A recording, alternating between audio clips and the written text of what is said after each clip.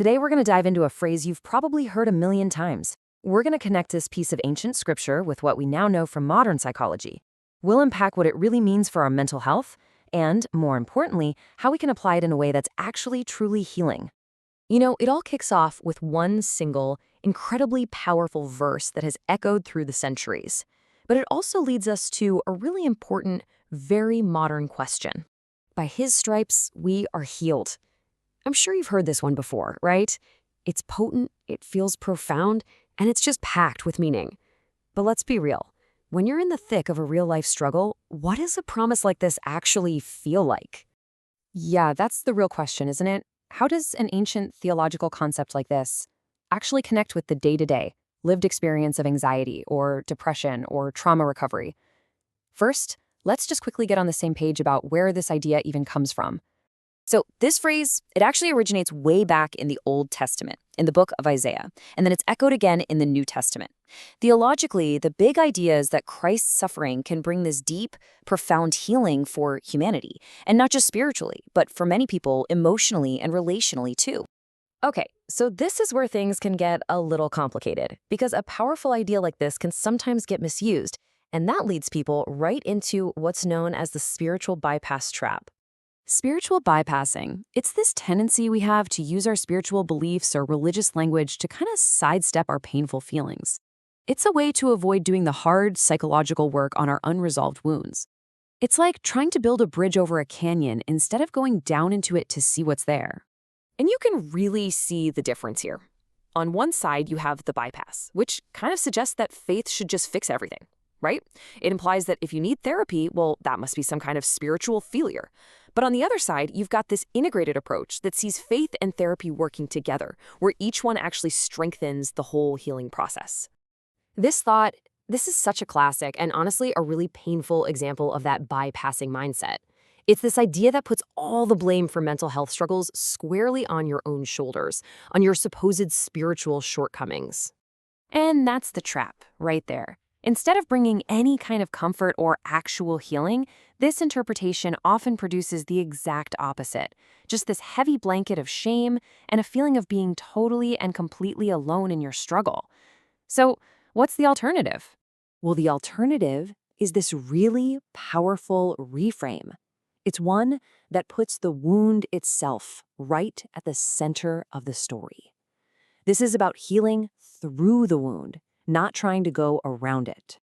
What's so amazing about this image is how it connects two worlds that seem so different.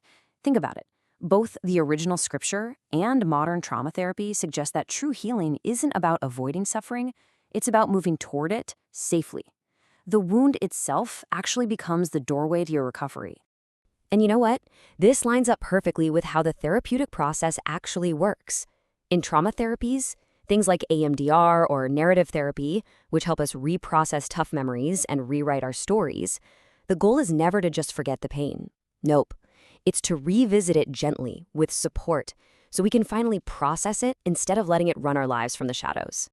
This shift in perspective can be so incredibly validating, it literally transforms your experience. All of a sudden, your pain isn't a sign of failure, it has meaning. Suffering doesn't disqualify you from healing, it's actually part of the path toward it. And that can radically reduce the shame. So, what does this actually look like in practice? Let's get concrete. How do we really bridge this gap between these big theological ideas and the world of clinical psychology? Okay, check this out, because the parallels here are pretty amazing.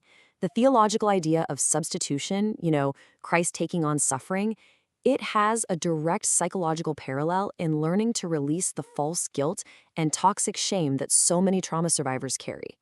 And the idea of a non-retaliatory, regulated love, that mirrors exactly what therapists call a corrective emotional attachment, a safe relationship that can literally help rewire our brains for safety and connection. You see, for so many people who've been through trauma, this is the default setting. The nervous system is basically wired to expect the other shoe to drop, to anticipate punishment or retaliation or abandonment, especially when you're at your most vulnerable. So here's the crucial point. This interpretation of Scripture offers a belief that directly, powerfully challenges that trauma response. The idea that love, whether that's divine love or the love in a therapeutic relationship, doesn't abandon you in your brokenness, wow, that can fundamentally change how you heal. And hey, this isn't just theoretical stuff. In a real clinical setting, this integrated approach can be a huge support for people working through things like addiction, religious trauma, deep-seated shame, and all kinds of family system wounds. It creates a framework for healing that actually honors every single part of a person's experience. Ultimately, it's all about this one fundamental shift. It's about reframing suffering not as some kind of punishment you have to endure, but as an experience that, when it's met with truth and support, can actually lead to redemptive growth. And so we end with this question, because whether it's through therapy or faith, community, or maybe all of the above, this whole explainer really boils down to one single universal human need. So what would it truly mean for you to not have to suffer alone?